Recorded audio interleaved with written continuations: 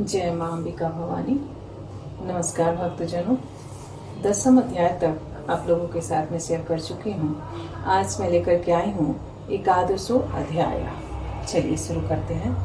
मैं भुवनेश्वरी देवी का ध्यान करता हूँ। उनके श्रीअंगों की आभा प्रभात काल के सूर्य के समान है और मस्तक पर चंद्रमा का मुकुट है। वे उभरे हुए स्तनों और 3 नेत्रों से युक्त है। उनके मुख पर मुस्कान की छटा छाई रहती है और हाथों में वरद अंकुश पाश और अभय मुद्रा शोभा पाते हैं। ऋषि कहते हैं कि देवी के द्वारा वहाँ महादैत्यपति शुंभ के मारे जाने पर इंद्र आदि देवता अग्नि को आगे करके उन कात्यायनी देवी की स्तुति करने लगे। उस समय अभिष्ट की प्राप्ति होने से उनके मुख कमल दमक उठे थे और उनके प्रकाश से दिशाएं भी जगमगा उठी थी। शरण में आए हुए दीनों और पितरों की रक्षा में संलग्न रहने वाली तथा सबकी पीड़ा दूर करने वाली नारायणी देवी, तुम्हें नमस्कार है। नारायणी, तुम ब्रह्मानी का रूप धारण करके हंसों से जुटे हुए विमान पर बैठती तथा कुश मिश्रित जल छिड़कती रहती हो, तुम्हें नमस्कार है। महेश्वरी रूप से त्रिशूल, चंद्रमा और एवं सब को धारण करने वाली तथा महान वृषभ की पीठ पर बैठने वाली नारायणी देवी, तुम्हें नमस्कार है। मोरों और मुर्गों से घिरी रहने वाली तथा महाशक्ति धारण करने वाली कौमारी रूप धारणी निष्पापे नारायणी, तुम्हें नमस्कार है। शंख, चक्र, गदा और संग धनुष रूप उत्तम आयुधों को धारण करने वाली वैष्णवी शक्ति रूपा नारायणी, तुम प्रसन्न हो, तुम्हें नमस्कार है। हाथ में भयानक महाचक्र लिए और दाढ़ों पर धरती को उठाए वाराही रूप धारणी कल्याणमयी नारायणी, तुम्हें नमस्कार है। भयंकर नृसिंह रूप से दैत्य के वध के लिए उद्योग करने वाली तथा त्रिभुवन की रक्षा में संलग्न रहने वाली नारायणी, तुम्हें नमस्कार है। मस्तक पर किरीट और हाथ में महावज्र धारण करने वाली, सहस्त्र नेत्रों के कारण उद्दीप्त दिखाई देने वाली और वृत्रासुर के प्राणों का अपहरण करने वाली इंद्र शक्ति स्वरूपा नारायणी देवी, तुम्हें नमस्कार है। शिवदूती रूप से दैत्यों की महती सेना का संहार करने वाली, भयंकर रूप धारण तथा विकट गर्जना करने वाली नारायणी, तुम्हें नमस्कार है। दाढ़ों के कारण विकराल मुख वाली मुंडमाला से विभूषित मुंड मर्दनी चामुंडा रूपा नारायणी, तुम्हें नमस्कार है। लक्ष्मी, लज्जा, महाविद्या, स्रष्टा, श्रद्धा, पुष्टि, स्वधा, ध्रुवा, महारात्रि तथा महाअविद्या रूपा नारायणी, तुम्हें नमस्कार है। मेधा, सरस्वती, वरा, श्रेष्ठा, भूति, ऐश्वर्य रूपा, बाभ्रवी, भूरे रंग की तथा पार्वती, तामशी, महाकाली, नियता, संयम परायणा तथा ईशा, सबकी अधीश्वरी रूपिणी नारायणी, तुम्हें नमस्कार है। सर्वस्वरूपे, सर्वेशी, सर्वशक्ति समन्विते, सर्वस्वरूपा, सर्वेश्वरी तथा सब प्रकार के शक्तियों से संपन्न देव रूपा दुर्गे देवी, हम सब भयों को से हमारी रक्षा करो, तुम्हें नमस्कार है। कात्यायनी, यह 3 लोचनों से विभूषित तुम्हारा सौम्य मुख सब प्रकार के भयों से हमारी रक्षा करे, तुम्हें नमस्कार है। भद्रकाली, ज्वालाओं के कारण विकराल प्रतीत होने वाला, अत्यंत भयंकर और समस्त असुरों का संहार करने वाला तुम्हारा त्रिशूल भय से हमें बचाए, तुम्हें नमस्कार है। देवी, जो अपनी ध्वनि से संपूर्ण जगत को व्याप्त करके दैत्यों के तेज नष्ट किए देता है, वह तुम्हारा घंटा हम लोगों की पापों से उसी प्रकार रक्षा करे जैसे माता अपने पुत्रों की बुरे कर्मों से रक्षा करती है। चंडिके, तुम्हारे हाथों में सुशोभित खड्ग, जो असुरों के रक्त और चर्बी से चर्चित है, हमारा मंगल करे, हम तुम्हें नमस्कार करते हैं। देवी, तुम प्रसन्न होने पर सब रोगों को नष्ट कर देती हो और कुपित होने पर मनोवांछित सभी कामनाओं का नाश कर देती हो।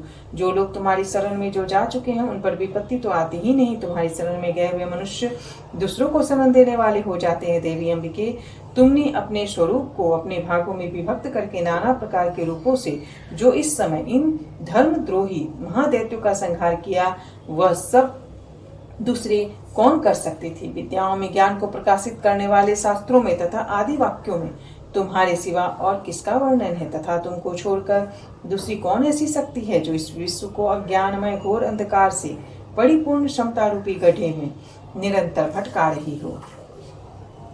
जहाँ राक्षस, जहाँ भयंकर विष वाले शक्ति, जहाँ शत्रु, जहाँ लुटेरों की सेना, जहाँ और दवानल हो, वहां तथा समुद्र के बीच में भी साथ छोड़ कर तुम विश्व की रक्षा करती हो। विश्वेश्वरी, तुम विश्व का पालन करती हो, विश्व रूपा हो, इसीलिए संपूर्ण विश्व को धारण करती हो। तुम भगवान विश्वनाथ की भी वंदनीय हो। जो लोग भक्ति पूर्वक तुम्हारे सामने मस्तक झुकाते हैं, वे संपूर्ण विश्व को आश्रय देने वाले होते हैं। देवी, प्रसन्न हो, जैसे इस समय असुरों का वध करके तुमने सिद्ध हमारी रक्षा की है, उसी प्रकार सदा हमें शत्रुओं के भय से बचाओ। संपूर्ण जगत का पाप नष्ट कर दो और उत्पात एवं पापों के फलस्वरूप प्राप्त होने वाले महामारी आदि बड़े बड़े उपद्रवों को शीघ्र दूर करो। विश्व की पीड़ा दूर करने वाली देवी, हम तुम्हारे चरणों में पर पड़े हुए हैं, हम पर प्रसन्न हो। तो लोक निवासियों की पूजनीय परमेश्वरी, हम लोगों सब लोगों को वरदान दो। देवी बोली, देवताओं मैं वर देने को तैयार हूँ, तुम्हारे मन में जिसकी इच्छा हो वह वर मांग लो, संसार के लिए इस उपकारक वर को मैं अवश्य दूंगी। देवता बोले, सर्वेश्वरी तुम इसी प्रकार तीनों लोगों की समस्त बाधाओं को शांत करो और हमारे शत्रुओं का नाश करती रहो। देवी बोली, देवताओं व्यवस्थ मनवंतर के 28वें युग में शुंभ और निशुंभ नामक 2 अन्य महादैत्य उत्पन्न होंगे। तब मैं नंदगोप के घर में उनकी पत्नी यशोदा के गर्भ से अवतीर्ण हो विंध्याचल में जाकर रहूंगी और उक्त दोनों असुरों का नाश करूंगी। फिर अत्यंत भयंकर रूप से पृथ्वी पर अवतार ले मैं वैप्रचित नाम वाले दानवों का वध करूंगी। उन भयंकर महादैत्य को भक्षण करते समय मेरे दांत अनार के फूल की भांति लाल हो जाएंगे। तब स्वर्ग में देवता और मृत्युलोक में मनुष्य सदा मेरी स्तुति करते हुए मुझे रक्तदंतित का कहेंगे। फिर जब पृथ्वी 100 वर्षों के लिए वर्षा रुक जाएगी और पानी का अभाव हो जाएगा, उस समय मुनियों के स्तवन करने पर मैं पृथ्वी पर अयोनिजा रूप में प्रकट होंगी और 100 नेत्रों से मुनियों को देखूंगी। अतः मनुष्य सताक्षी इस नाम से मेरा कीर्तन करेंगे। देवताओं, उस समय मैं अपने शरीर से उत्पन्न हुई शाखों द्वारा समस्त संसार का पोषण करूंगी। जब तक वर्षा नहीं होगी तब तक वे शाख ही सबके प्राणों की रक्षा करेंगे। ऐसा करने के कारण पृथ्वी पर शाकंभरी के नाम से मेरी ख्याति होगी। उसी अवतार से मैं दुर्गम नामक महादैत्य का वध भी करूंगी।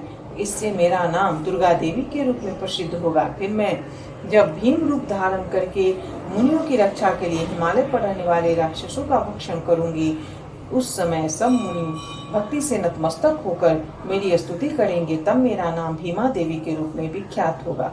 जब अरुण नामक दैत्य तीनों लोकों में भारी उपद्रव मचाएगा, तब मैं तीनों लोकों का हित करने के लिए 6 पैरों वाले असंख्य भ्रमरों का रूप धारण करके उस महादैत्य का वध करूंगी।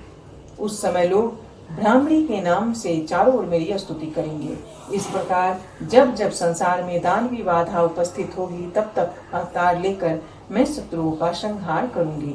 इस प्रकार श्री मार्कंडेय पुराण में सावर्णिक मनवंतर की कथा के अंतर्गत देवी महात्म्य में देवी स्तुति नामक 11वां अध्याय पूरा हुआ। जय महादेव।